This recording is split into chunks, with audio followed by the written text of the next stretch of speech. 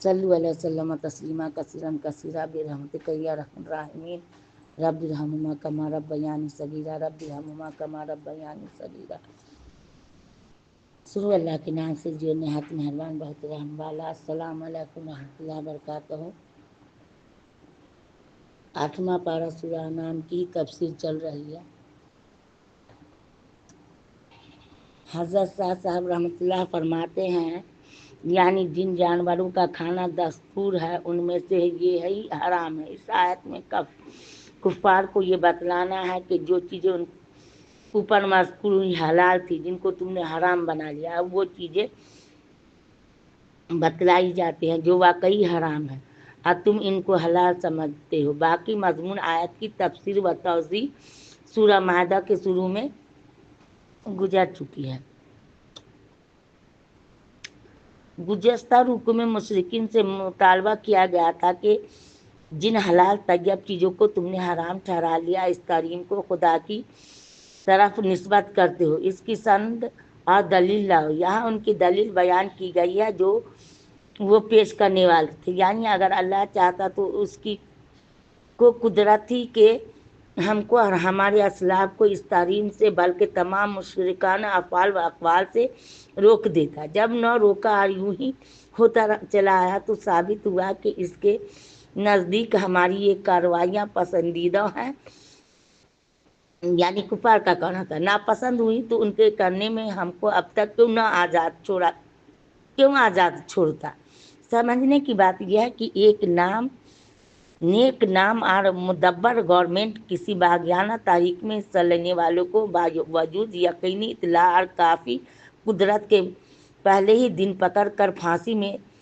نہیں دے دیتی، وہ اس کی حرکات کی نگرانی رکھتی ہے، کبھی رویہ درست رکھنے کی ہدایت کرتی ہے اور موقع دیتے ہیں کہ آدمی ایسی حرکات کا انجام سوچ سمجھ کر سنبھل جائے۔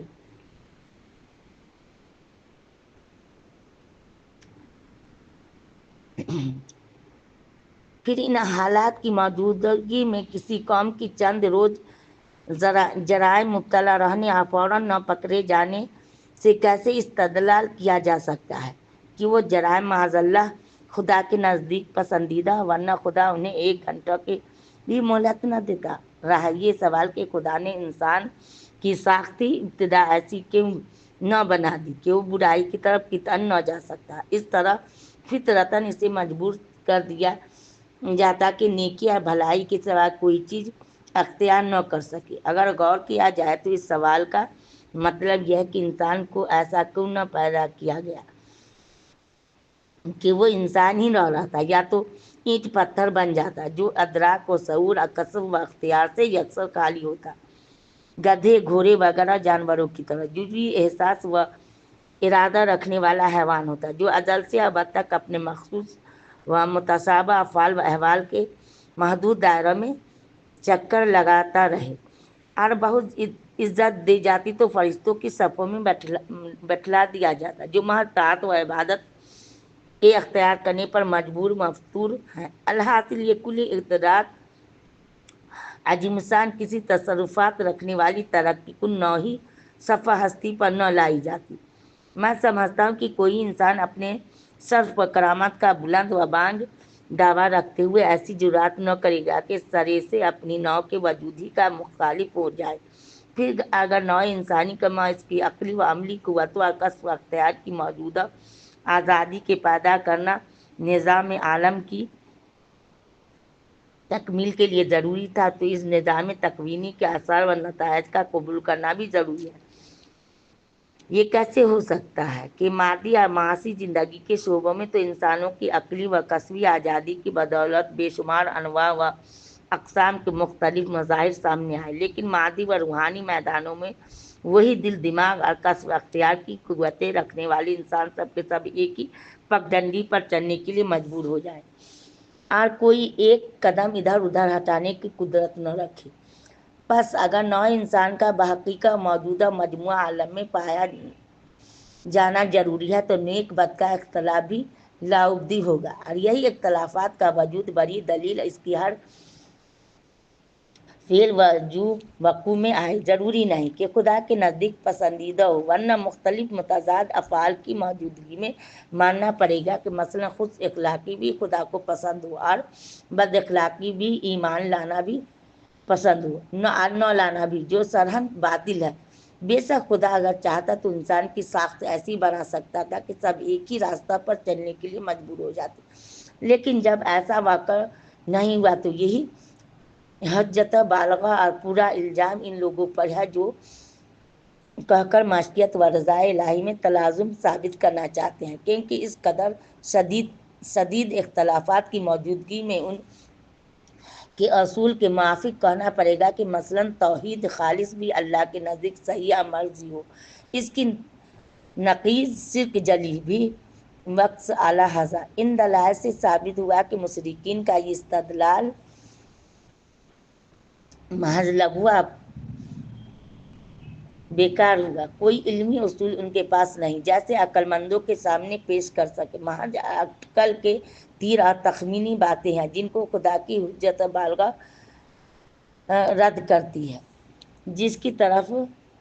اشارہ فرمایا، یعنی انسان کی فطرت ایسی نہیں بنائی گئی کہ سب کے سب راہ ہدایت پر چل پڑے، اس کو کسب اختیار کی وہ آزادی جل وعلا نے عطا فرمائی جس کا عطا کیا جانا کسی مخلوق کے لیے ممکن تھا، اس لیے لازم کہ اس آزادی کے استعمال کے وقت راہیں مختلف ہو جائے، کوئی نیکی کو اختیار کرے، کوئی بدی کو، کوئی حق تعالیٰ کی رضا رحمت کا مظہر بن جائے، کوئی غضب کا۔ اس طرح وہ آخری مقصد جو خالق کائنات نے آفزنس عالم سے ارادہ کیا، یعنی اپنی صفات جمال جلال کا اظہار علی وجہ اتم پورا ہوا، ورنہ اگر تمام عالم ایک ہی حال پر فرض کر لیا جائے تو بعض صفات الہیہ کا ظہور ممکن ہوگا اور دوسری بعض کے ظہور کے لیے کوئی محل نہ ملے گا۔ یہاں تک جو کچھ ہم نے کہا وہ اس تقدیر پر تھا کہ مشرکین کے قول لو شاء اللہ ما اشرکنا سے یہ غرض ہو کہ وہ اپنی خرافات و کفریات کا استحسان ثابت کرنا چاہتے تھے، جیسا کہ ان کے احوال سے ظاہر ہے، اور اگر کلام مذکور سے ان کی غرض صرف معذرت ہو کہ جو کچھ خدا چاہتا ہے وہ ہم سے کراتا ہے، اچھا ہو یا برا، بہرحال اس کی معصیت سے پھر معصیت الہی کے مقابلہ میں انبیاء رسول ہم سے کیوں مذمت کرتے ہیں اور عذاب الہی کا ڈراوا کیوں سناتے ہیں؟ تو اس کا جواب یہ ہے کہ جس خدا کی معصیت سے تم ان افعال و اشنیہ کا کسب کرتے ہو، اسی کی معصیت سے انبیاء رسول تمہاری مذمت کرتے ہیں، وہی معصیت تمہارے کسب پر مناسب عذاب پہنچتی ہے۔ جس طرح قدرت نے سانپ کو پیدا کیا، وہی ماغزیدہ کے حق میں ہلاکت کا اثر مرتب کرتی ہے، خاص سانپ کے کاٹے میں ماغزیدہ کے فعل اختیار کو کچھ دخل ہو یا نہ ہو۔ اسی طرح تمہارے شرک کفر میں ہلاکت دائمی کی اور ایمان عمل صالح میں نجات ابدی کی تاثیرات رکھ دینا بھی اس قدرت معصیت ایجادی کا کام ہے جس سے تمام سلسلہ اسباب و مسببات کی تخلیق ہوئی ہے۔ اگر تم اپنے مشرکانہ اطوار سے باز نہ آنے میں معصیت کے عموم سے احتجاج کر سکتے ہو تو ارسال رسول اور انزال عذاب وغیرہ امور کو بھی اس معصیت کی کارفرمائی کا نتیجہ سمجھ کر خدا کی حجت بالغہ کو تمام سمجھو۔ بے شک خدا چاہتا تو تم سب کو راہ راست پر لگا دیتا، لیکن اس نے تمہارے سوء استعداد کی وجہ سے ایسا نہیں چاہا۔ اگر تمہاری سوء اختیار سے جو افعال صادر ہوئے ان کا طبعی اثر عذاب کی صورت میں مرتب ہو کر رہا، لیاذ باللہ، یعنی دلیل عقلی کا حال تو اوپر معلوم ہو چکا، اب اگر اس من گھڑت تحریر پر کوئی نقلی دلیل رکھتے ہو تو لاؤ، کیا تمہارے پاس ایسے گواہ موجود ہیں جو یہ بیان کرے کہ ہاں ان کے روبرو اللہ تعالیٰ نے ان چیزوں کو حرام ٹھہرایا تھا؟ ظاہر ہے کہ ایسی واقع گواہ کہاں سے دستیاب ہو سکتے؟ اگر دو چار گستاخ جھوٹے بے حیا یہی گواہی دینے کو کھڑے ہو جائے تو ایسوں کی بات پر تم نہ کان دھرو اور نہ ان کی خواہشات کی پرواہ کرو۔ یہاں تک ان چیزوں کا بیان تھا جن میں مشرکین نے محض اپنی رائے و ہوا سے حرام ٹھہرا رکھا تھا، پھر اس تحریم کے لیے حیلے اور باطل عذر پیش کرتے تھے۔ آگے وہ چیزیں بیان کی جاتی ہیں جنہیں خدا نے حرام کیا اور ہمیشہ سے حرام رہی، لیکن یہ مشرکین ان میں مبتلا ہے۔ عرب مفلسی کی وجہ سے بعض اوقات اولاد کو قتل کر دیتے تھے، خود ہی کھانے کو نہیں، اولاد کو کہاں سے کھلائے؟ اسی لیے فرمایا کہ رزق دینے والا تو خدا ہے، تم کو بھی اور تمہاری اولاد کو بھی۔ دوسری جگہ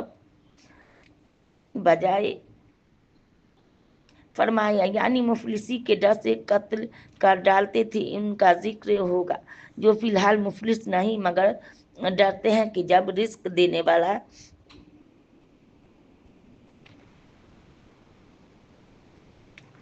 عیال زیادہ ہوں گے تو کہاں سے کھلائیں گے؟ چونکہ پہلے طبقوں کو عیال سے پہلے اپنی روٹی کی فکر ستا رہی تھی اور دوسرے کو زیادہ عیال کی فکر نے پریشان کر رکھا تھا، شاید اسی لیے یہاں کے ساتھ ارشاد فرمایا واللہ پاس نہ جاؤ سے شاید یہ مراد ہو کہ ایسے کاموں کی مبادی وسائل سے بھی بچنا چاہیے، مثلا زنا کی طرف نظر بس سے بھی اجتناب لازم ہے۔ اللہ بالحق کا استثناء ضروری تھا جس میں قاتل عمد زانی محسن اور مرتد ان اسلام کا قتل داخل ہے، جیسا کہ احادیث صحیحہ میں اس کی تصریح وارد ہو چکی، ائمہ مجتہدین اس پر اجماع کر چکے ہیں۔ اس آیت سے ان چیزوں کا حرام ہونا ثابت ہوا۔ شرک باللہ، والدین کے ساتھ بدسلوکی، قتل اولاد، سب بے حیائی کے کام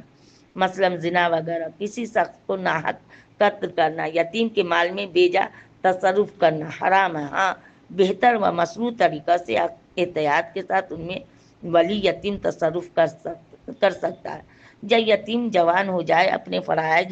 کو سنبھال سکے تو اس کے حوالہ کر دیا جائے، یعنی اپنی طاقت کے موافق ان احکام کو بجا آوری میں کوشش کرو، اس کے کہ تم مکلف ہو۔ خدا کسی کو اس کی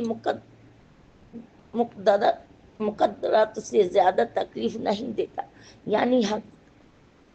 و انصاف کی بات کہنے میں کسی کی قرابت محبت مانا نہ ہونی چاہیے، یعنی کہ اگر انصاف جہاں پر دو آدمی میں فیصلہ ہو، اگر قرابت دار بھی غلطی پر ہے تو وہاں پر بھی آپ کو انصاف کرنا ہے۔ یعنی اللہ تعالیٰ یعنی حق و انصاف کی بات کہنے میں کسی قرابت و محبت مانا نہ ہونی چاہیے، اس کے اوامر و نواہی پر پابندی سے عمل کرو۔ خدا کے لیے جو نظر مانو یا قسم کھاؤ بشرطیہ کہ غیر مشروع بات کی نہ ہو، اسے پورا کرنا چاہیے،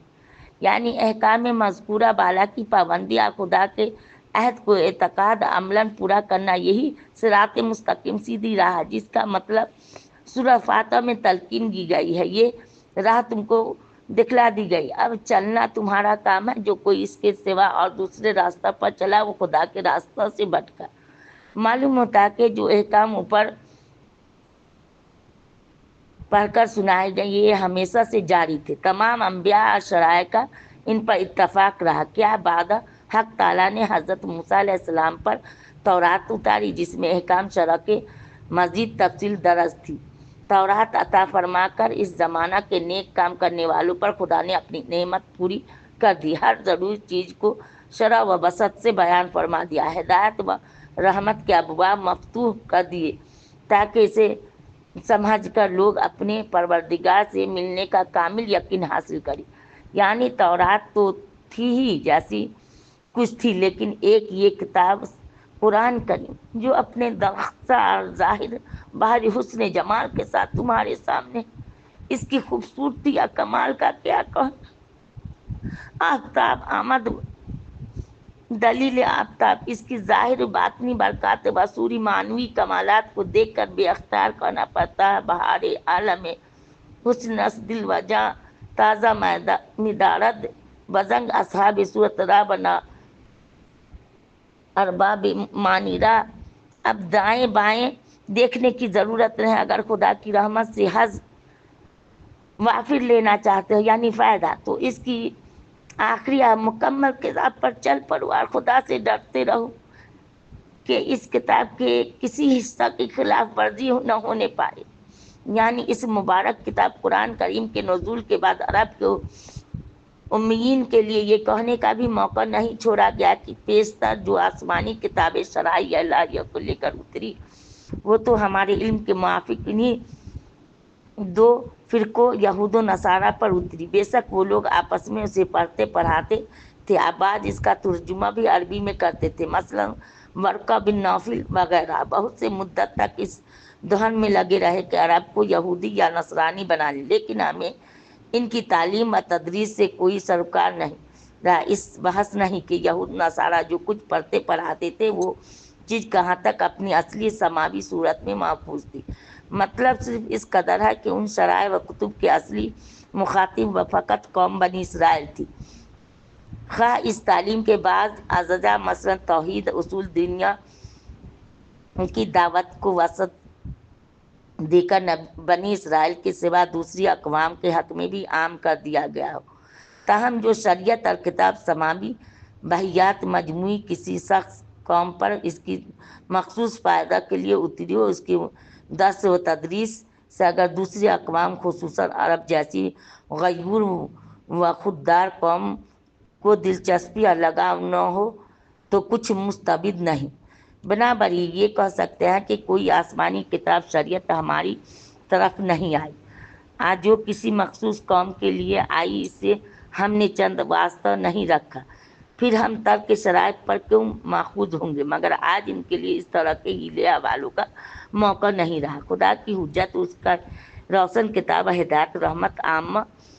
کی بارش خاص ان کے گھر میں اتاری گئی تاکہ وہ اولاً اس سے مستفید ہو، پھر اس امانت الہیہ کو تمام احمر و اسود اور مشرق مغرب کے باشندوں تک حفاظت و احتیاط کے ساتھ پہنچا دی، کیونکہ یہ کتاب کسی خاص قوم و ملک کے لیے نہیں اتاری گئی، اس کا مخاطب تو سارا جہان ہے۔ چنانچہ خدا کے فضل و توفیق سے عرب کے ذریعے سے خدا کا یہ عام اور آخری پیغام آج دنیا کے گوشوں گوشوں میں پہنچ گیا۔ الحمدللہ علی ذالک۔ یعنی پہلی امتوں کا حال سن کر شاید تم کو ہوش ہوس ہوتی اور دل میں ولولہ اٹھتا کہ ہمارے پاس خدا کی کتاب آئی تو ہم دوسروں سے بڑھ کر عمل کر کے دکھلاتے، سو تم کو ان سے بہتر کتاب دی گئی، اب دیکھے کون کیا کام کر کے دکھلاتا ہے۔ اللہ توفیق دے۔ اللہ قرآن شریف کو دل کی باہر نگاہ نور، غم کا ازالہ، پریشانی کو دور کرنے کا ذریعہ بنا دے۔ ایسی بے مثال روشن کتاب آنے کے بعد اگر اس کی آیتوں کو جھٹلائے اور اس کے احکام قبول کرنے سے کترائے، دوسرے کو روکے، اس سے بڑا ظالم کون ہوگا؟ تنبیہ۔ دونوں معنی سلف سے منقول ہے، روکنا اور اعراض کرنا۔ مترجم علام نے دوسری معنی لے کر کترائے ترجمہ کیا، یعنی اللہ کی طرف سے ہدایت کی جو حد تھی وہ پوری ہو چکی، انبیاء تشریف لائے، شریعتیں اتری، کتابیں آئیں، حتیٰ کہ اللہ کی آخری کتاب بھی آ چکی، تب بھی نہیں مانتے، تو شاید اب اس کے منتظر ہے کہ اللہ آپ آئیں یا فرشتے آئیں یا قدرت کا کوئی بڑا نشان مثلا قیامت کی کوئی بڑی علامت ظاہر ہو۔ تو یہ یاد رہے قیامت کی نشانیوں میں سے ایک نشان وہ بھی ہے جس کے ظاہر ہونے کے بعد نہ کافر ایمان لانا معتبر ہوگا نہ عاصی کی توبہ۔ صحیح کی احادیث بتلاتی ہے کہ یہ نشان آفتاب کا مغرب سے طلوع کرنا ہے، یعنی جب خدا کا ارادہ ہوگا کہ دنیا کو ختم کرے، عالم کا وجود نظام درہم برہم کر دیا جائے، تو موجودہ قوانین طبیعہ کے خلاف بہت سے عظیم الشان خارق وقوع میں آئیں گے، یعنی بہت سی خارق منی مطلب بہت سی عجیب عجیب چیز کا ظہور ہوگا قیامت کے نزدیک۔ وقوع خارق وقوع میں آئیں گے، ان میں سے ایک یہ ہے کہ آفتاب کا مشرق کے بجائے مغرب سے طلوع ہوگا۔ غالباً اس حرکت مقلوبی اور رحمت قہری سے اس طرف اشارہ کرنا مقصود ہے کہ جو قوانین قدرت و نوامیس طبیعہ دنیا کی موجودہ نظم و نسق میں کافر کار فرما تھے، ان کی میعاد ختم ہونے اور نظام شمسی کے الٹ پلٹ ہو جانے کا وقت آ پہنچا ہے۔ گویا اس وقت سے عالمگیر کے نزوع اور جانکنی کا وقت شروع ہوتا ہے۔ جس طرح عالم صغیر انسان کی جانکنی کے وقت کا ایمان اور توبہ مقبول نہیں، کیونکہ وہ حقیقت میں اختیاری نہیں ہوتا، اسی طرح طلوع شمس من مغرب کے بعد، یعنی جب سورج مغرب سے اگے گا وہی کے بارے میں ہے، تب توبہ قبول نہ ہوگی۔ بعد مجموعہ عالم کے حق میں یہی حکم ہوگا کسی کا ایمان و توبہ معتبر نہ ہو۔ بعض روایات میں طلوع شمس مغرب بہا کے ساتھ چند دوسرے نشانات بھی بیان ہوئے، مثلا خروج دجال، خروج دابہ وغیرہ۔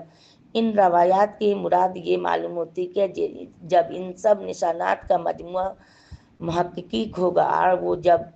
ہی ہو سکتا ہے کہ طلوع شمس من مغرب کا بھی محقق ہو، تو دروازہ توبہ کا بند کر دیا جائے گا۔ الگ الگ ہر نشان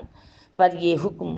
مفترض نہیں۔ ہمارے زمانے کے بعض ملحدین جو غیر معمولی واقعہ کو استعارے کا رنگ دینے کے خوگر ہیں، وہ طلوع شمس من مغرب کو بھی استعارہ بنانے کی فکر میں ہیں۔ غالباً ان کے نزدیک قیامت کا آنا بھی ایک طرح کا استعارہ ہی ہوگا۔ تنبیہ، یہ جو کہا کہ آئیں فرشتے یا تیرا رب، اس کی تفسیر سیقول کے نصف پر آیت میں انعام کے تحت میں گزر چکی، وہاں دیکھ لیا جائے، جو ہم پہلے پڑھ چکے ہیں۔ اور تقدیر عبارت ابن منیرہ وغیرہ محققین کے نزدیک یوں ہے، یعنی جو پہلے سے ایمان نہیں لایا اس وقت اس کا ایمان نافع نہ ہوگا، جس نے پہلے سے کسب خیر نہ کیا اس کا کسب خیر نافع نہ ہوگا، یعنی توبہ قبول نہ ہوگی جب قیامت آ جائے گی، یا نزع کا وقت یعنی جان کنی کے وقت۔ پچھلے رکوع میں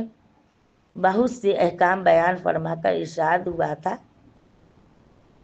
یعنی صراط مستقیم، دین کی سیدھی راہ ہمیشہ سے ایک ہی رہی ہے، اس سے ہٹ کر گمراہی کی راستہ بہت ہے۔ تمام انبیاء مرسلین اصولی حیثیت سے اسی ایک راہ پر چلی اور لوگوں کو بلاتے رہے۔ شورا رکوع 2 کا تھوڑا سا یہاں آیا تھا۔ اصول دین میں ان کے باہم کوئی تفریق نہیں، زمان، مکان اور خارجی احوال کے اختلاف سے فروع شریعہ میں جو تفاوت ہو اور وہ تفرق نہیں، بلکہ ہر وقت کے مناسب رنگ میں ایک ہی مشترک مقصد کے ذرائع حصول کا تنوع ہے، جو دین انبیاء سابقین لے کر آئے۔ موسیٰ علیہ السلام کی کتاب بھی اس کے مخالفت کے لیے نہیں، بلکہ اس کی تکمیل و تفصیل کی غرض سے اتاری گئی۔ سب کے آخر میں قرآن آیا، جو تمام کتب سابقہ کی تمیم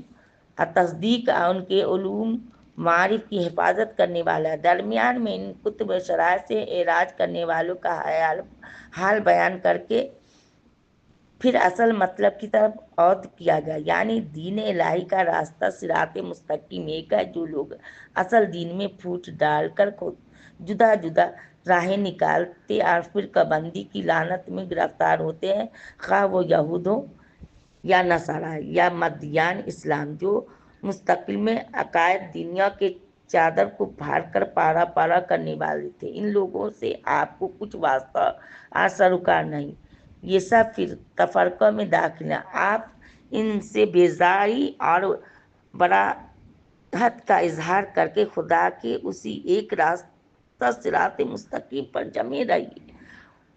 اور ان کا انجام اللہ کے حوالہ کیجیے، ان کو دنیا آخرت میں جتلا دے گا جو کچھ دین میں گڑبڑی کرتے تھے۔ حضرت شاہ صاحب فرماتے ہیں کہ توضیح کرتے ہوئے فرماتے ہیں، جو باتیں یقین لانے کی ہیں اصول دین، ان میں فرق نہ چاہیے، آج جو کرنے کی ہیں فروع دین، ان کے طریقے کئی ہیں تو برا نہیں۔ میں ان کے افعال سینیہ کی مجازات پر متنبہ کیا گیا تھا، ساتھ ہی ہر نیک بد کی مجازات کا عام قانون بتلا دیا گیا کہ بھلائی کا بدلہ کم از کم 10 گنا اور برائی کا زائد ایک اس کے برابر، یعنی جس نے ایک نیکی کی کمائی کی تو کم از کم ویسی 10 نیکیوں کا ثواب ملے گا۔ اللہ الحمدللہ، زائد کی تو حد نہیں، واللہ علم۔ آج جو ایک بدی کا مرتکب ہوا تو ایسی ایک بدی کی جس قدر سزا مقرر ہے اس کی سے آگے نہ بڑھیں گے، تخفیف کر دے یا بالکل معاف فرما دے، یہ اللہ کی مہربانی، یہ اختیار۔ پھر جہاں غفور رحمت کی یہ کیفیت ہو وہاں ظلم کا کیا امکان ہے؟ یعنی ایک خدا ہی کا ہو رہا تھا، یعنی تم دین میں جتنی چاہو راہیں نکالو، آج جس قدر معبود چاہو ٹھہرا لو، مجھ کو تو میرا پروردگار صراط مستقیم بتلا چکا ہے۔ اللہ اللہ میرے بھی رہے۔ اور وہی خالص توحید اور کامل تفویض و توکل کا راستہ جس پر محدث اعظم ابو الانبیاء ابراہیم خلیل اللہ علیہ الصلوۃ والسلام بڑے زور شور سے چلے، جن کا نام آج بھی تمام عرب کل ادیان سمائیہ، یعنی سمائیہ یعنی آسمانی کتاب، کل ادیان سمائیہ غایت عظمت و احترام سے لیتے ہیں۔ سبحان ربک رب العزت عما یصفون، سلام علی المرسلین والحمد للہ رب العالمین، وآخر دعوانا الحمد للہ العالمین۔ صلوا علیہ وسلم تسلیما کثیرا کثیرا برحمتک یا ارحم الراحمین۔